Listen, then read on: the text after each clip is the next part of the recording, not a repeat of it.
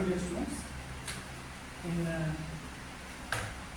last lecture we have discussed about the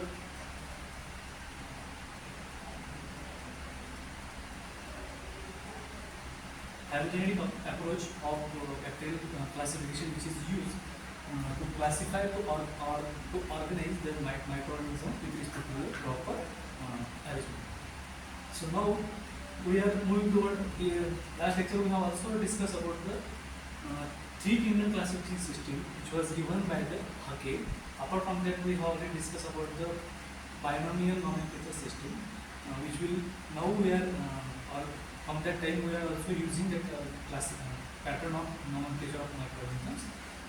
Now, as we are moving towards, now we are going to discuss about the five kingdom classification system, and which was given by the Whittaker. So in last lecture we have discussed about the three kingdom classification system, in which we have discussed the characteristics of kingdom which are placed into three kingdom, that is the kingdom Plantae, kingdom Animalia, kingdom Protista. But the question raised that some of the microorganisms, they show the characteristics similar to either they are prokaryotic or eukaryotic, or they exhibit the characteristics similar to that of the plants and animals.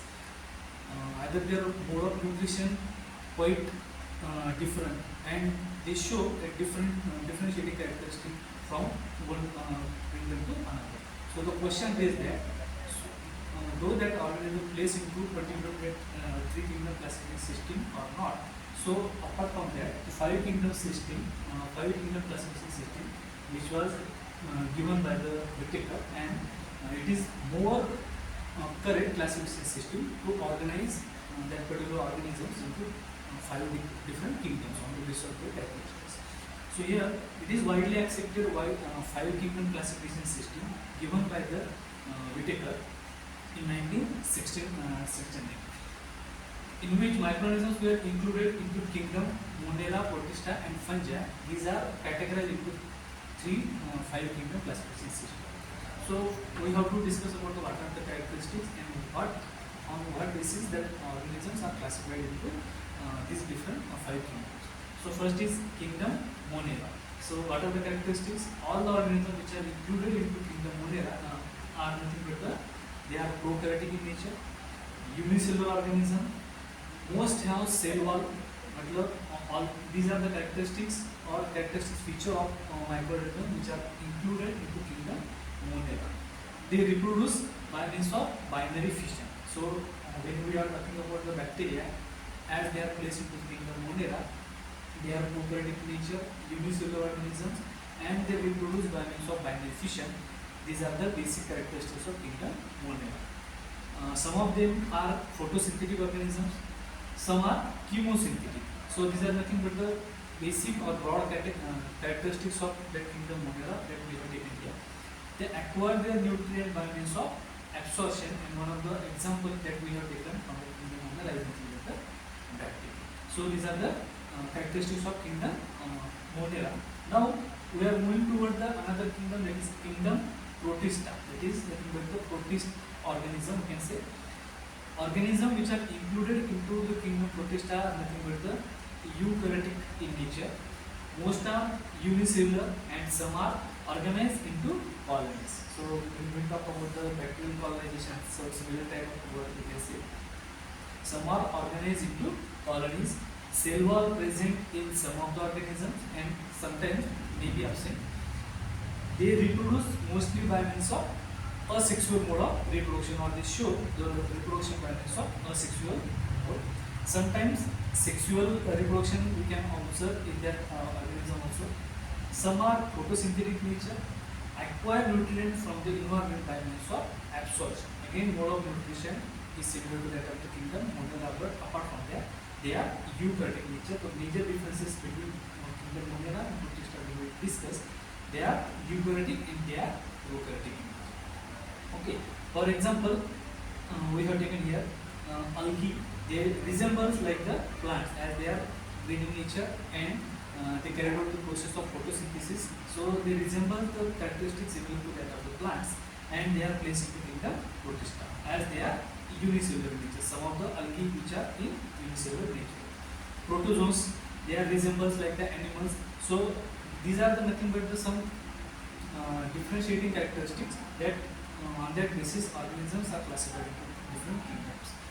And euglenites, they are resemble like the plants and animals. So to clarify or to clear the classification system, that five kingdom classification system is defined, and on that basis microorganisms are classified into five kingdom, and that classification is more correct as that of the three kingdom classification system. Now third kingdom is nothing but the kingdom fungi. Organisms which are included into the kingdom fungi is nothing but the eukaryotic in nature. They are unicellular or multicellular. Cellular in that organism which are included into kingdom fungi are cellular is present.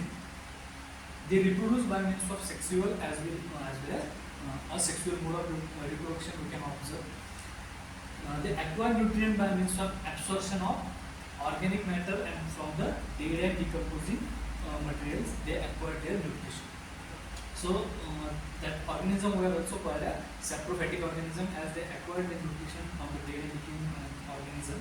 And the example of organisms which are included into kingdom fungi are molds, yeast, and some types of mushroom are included into kingdom fungi. Fourth kingdom that we have discussing here, kingdom plantae, or that kingdom is also present in three kingdom classification system. The organisms or the group of organisms which are included into kingdom plantae, or the name itself suggests the resemblance like that of the plants. So they are eukaryotic in nature, they are multicellular. Cellular is also present in that organism which are placed into kingdom plantae.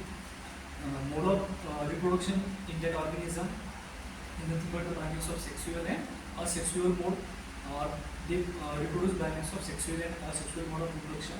They carried out the process of photosynthesis, acquire nutrient by means of absorption. So here nothing but the all sort of plants are included into kingdom plantae, and now we can normally see they absorb the nutrition from the soil through their roots. An example are nothing but the all types of plants including herbs, shrub and tree, all are included into kingdom plantae. Now we are moving toward the fifth kingdom, which is nothing but the kingdom Animalia, and all the animals are included into kingdom Animalia.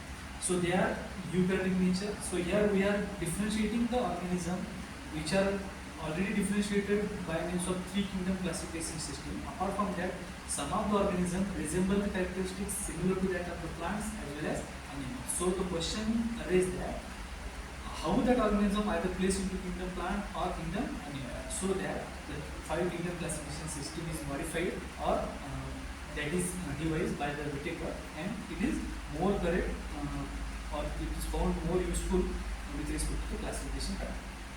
So with respect to kingdom Animalia, they are eukaryotic in nature, they are multicellular, there is no presence of cell, primarily produced by means of sexual reproduction. They acquire the nutrition from the environment by means of ingestion. They are not absorbing the nutrition from the environment, they are mode of absorption of taking nutrition by means of ingestion. For example, some of the parasites by means of absorption, and all the animals included into kingdom animal. So with respect to the minor differences among their reproduction, cell type, mode of nutrition, they are categorized into five kingdom classification system, and that classification system is found more correct over three kingdom classification system. That's why nowadays we can also follow the five kingdom classification system which was given by the Whittaker. So it is all about the five kingdom classification system which we are using in all aspects with respect to classification. Next lecture we will discuss tomorrow.